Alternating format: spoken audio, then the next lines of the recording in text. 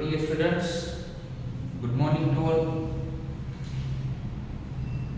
Chapter 3 નો નવો પ્રશ્ન drift વેગ અને વિદ્યુત પ્રવાહ ઘનતા એના વચ્ચેનો સંબંધ મેળવો.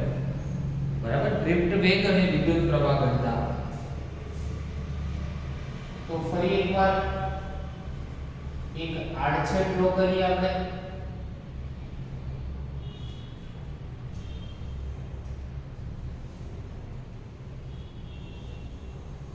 બરાબર, આ આડછેદ છે જેનું ક્ષેત્રફળ a જેટલું છે.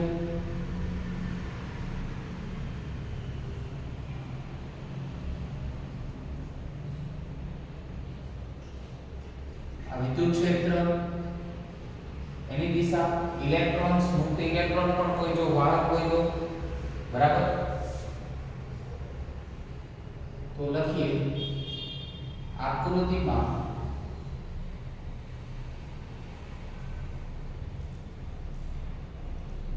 વાહકનો આડછેદ એ દર્શાવે છે.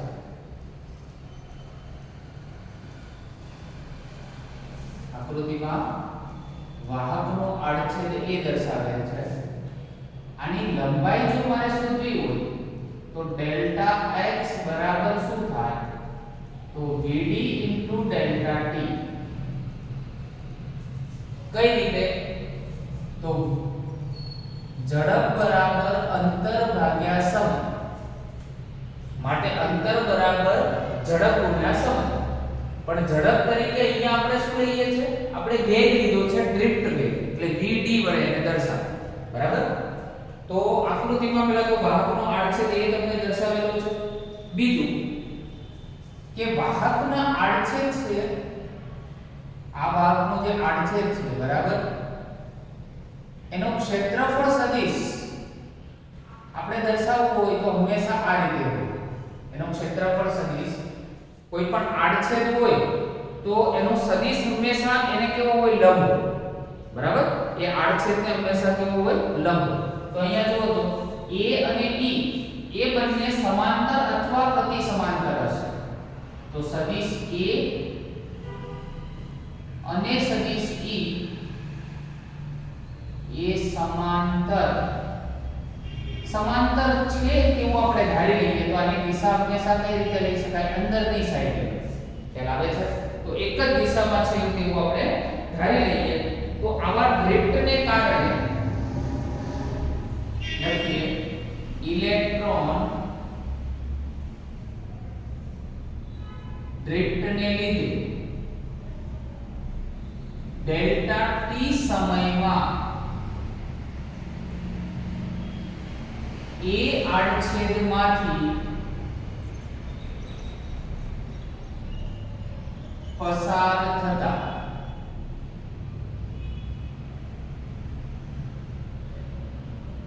ઇલેક્ટ્રોનની સંખ્યા,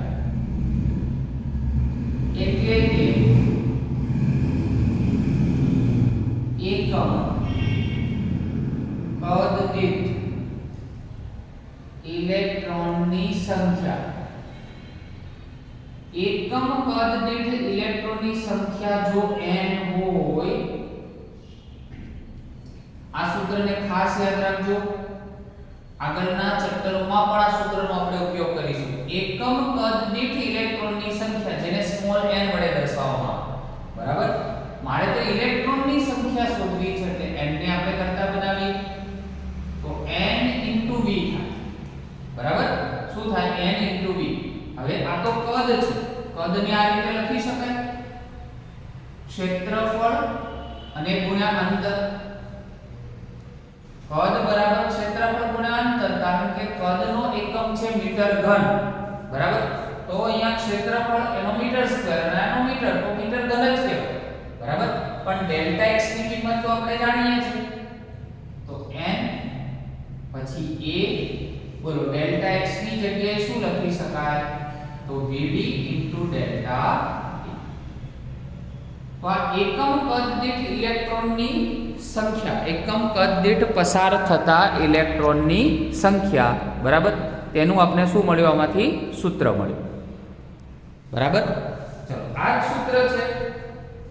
એના માટે વિદ્યુત ક્ષેત્ર E ની દિશામાં એક ઇલેક્ટ્રોન પરનો વીજભાર કેટલો હોય? આપણે તો ઇલેક્ટ્રોન પસાર કરવાના છે, તો એક ઇલેક્ટ્રોન પરનો વિદ્યુતભાર, ઇલેક્ટ્રોન પર હંમેશા -e જેટલો વિદ્યુતભાર હોય. તો એક ઇલેક્ટ્રોન પરનો વીજભાર -e હોય તો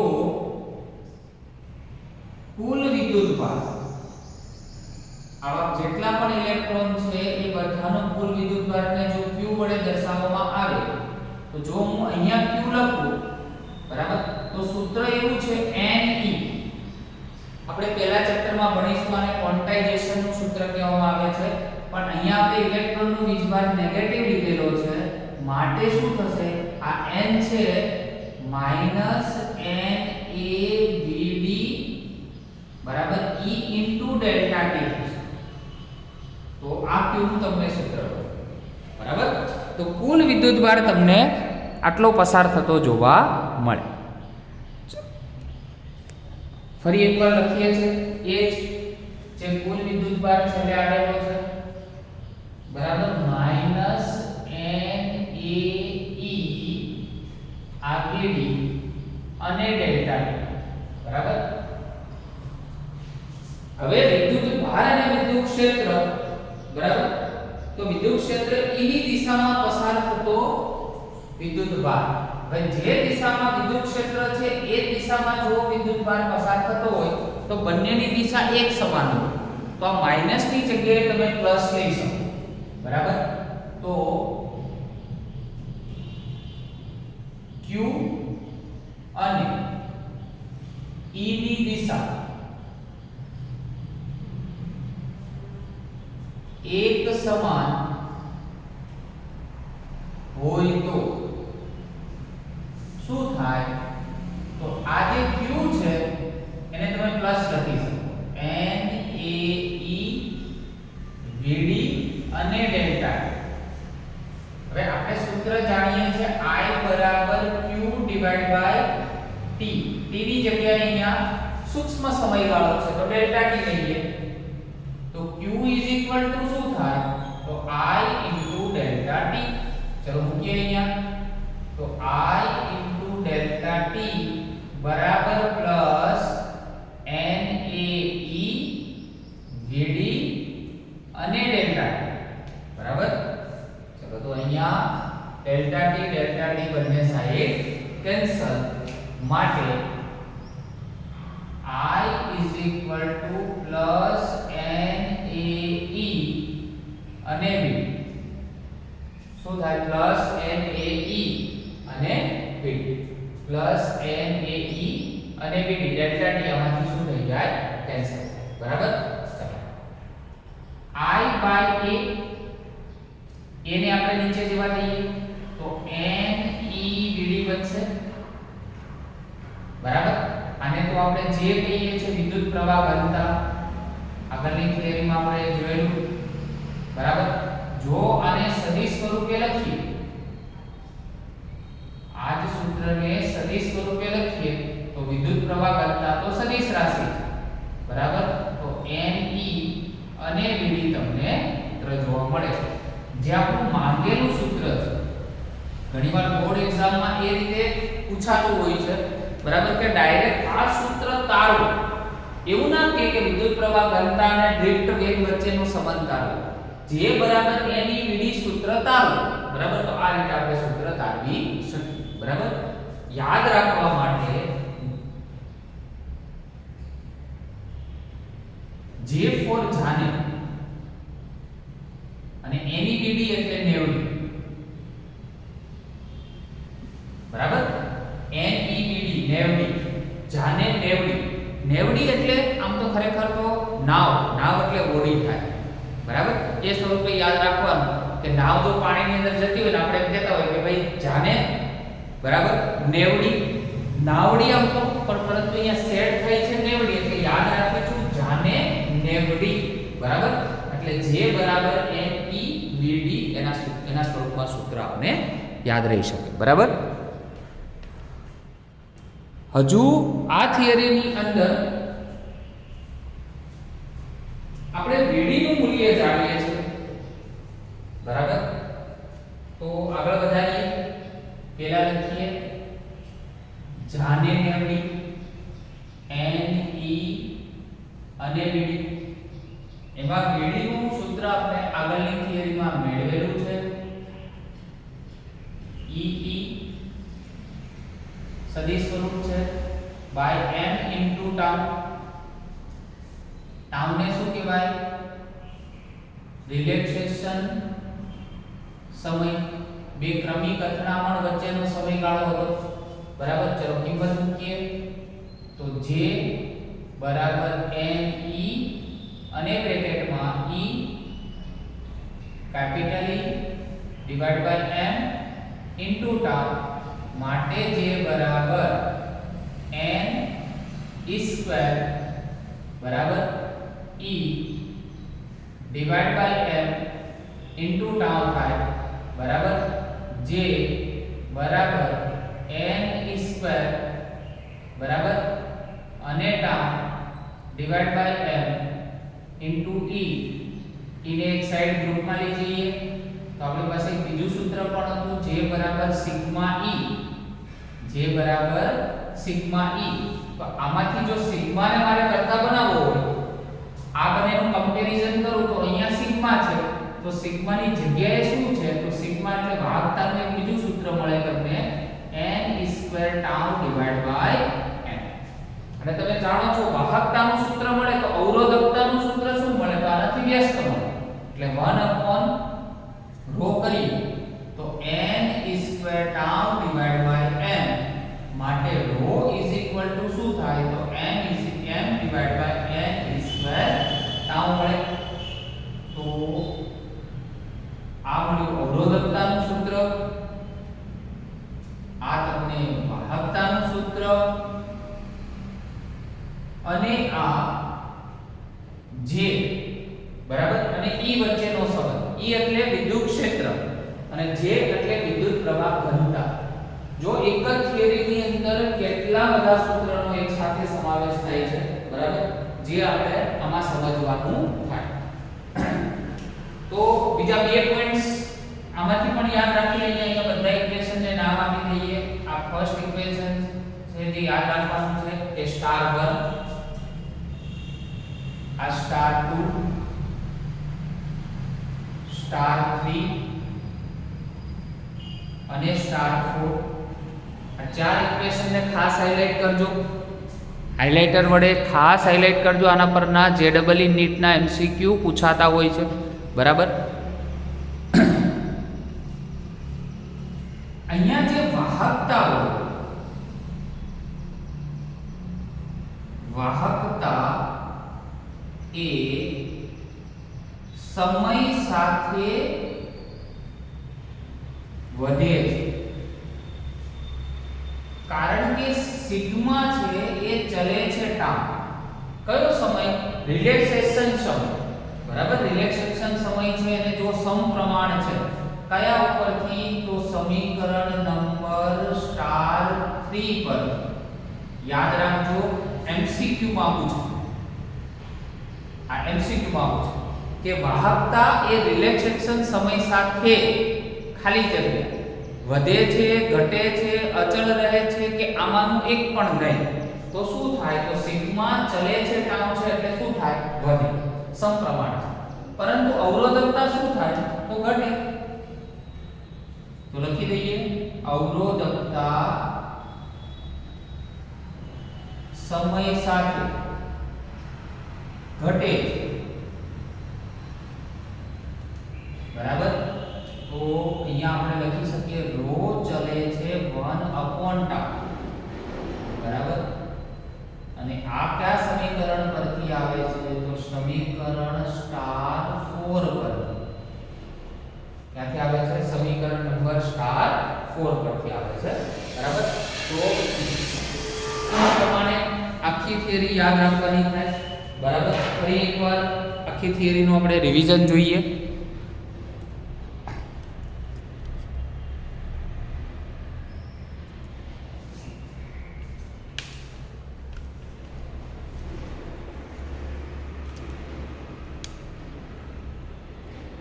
પ્રશ્ન એવું પૂછાય તમને ડ્રિફ્ટ વેગ અને વિદ્યુત પ્રવાહ ઘનતા જે વચ્ચેનો સંબંધ મેળવો. એક વાહક આડછેદ લેવાનો છે જેમાંથી ઇલેક્ટ્રોન્સ અને આ બધું વિદ્યુત ક્ષેત્ર આની લંબાઈ છે. તો લંબાઈ કેવી રીતે મેળવાય એ કયા સૂત્ર ઉપરથી? તો આપણે જે ઝડપનું સૂત્ર હતું એમાં x ને કરતા બનાવો.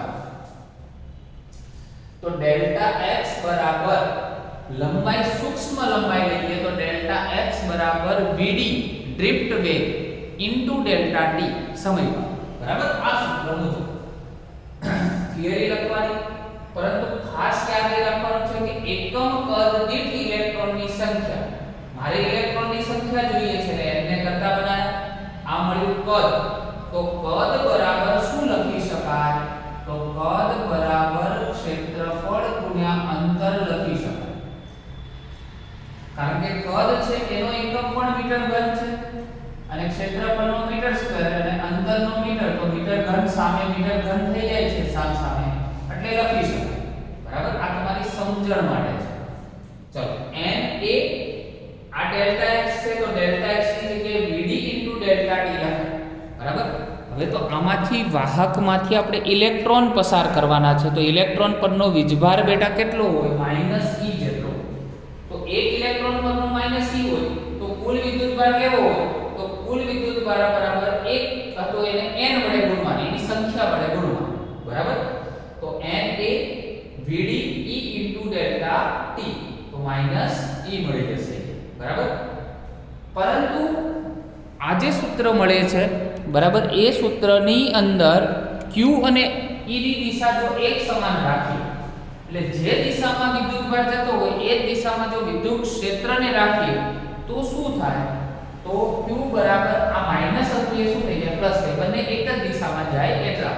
બરાબર, હવે i બરાબર તો q upon ડેલ્ટા t જાણીએ છીએ, તો q બરાબર i ડેલ્ટા t થાય. બરાબર, ચલો ડેલ્ટા t સામ સામે cancel. i plus n a e vd, આને જવા દેવાનું નીચે. તો i બાય a જે છે એને તો આપણે શું કહેતા, i એ જા વાળું સૂત્ર યાદ કરો. બરાબર, તો i બાય a બરાબર તો જે છે એટલે n e vd બની જાય. સદિશ સ્વરૂપે લખો તો n e અને બ્રેકેટમાં આનો પણ સદિશ આવશે. યાદ રાખવાનું, જાને n e vd એટલે 90.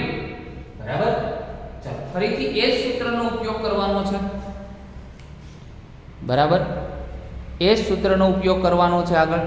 તો જે બરાબર n e vd, એમાં vd ની કિંમત આપણે જાણીએ છીએ e એટલે વિદ્યુત ક્ષેત્ર ડિવાઇડ બાય m, m એટલે ઇલેક્ટ્રોનનું દળ અને t એટલે રિલેક્સેશન સમય.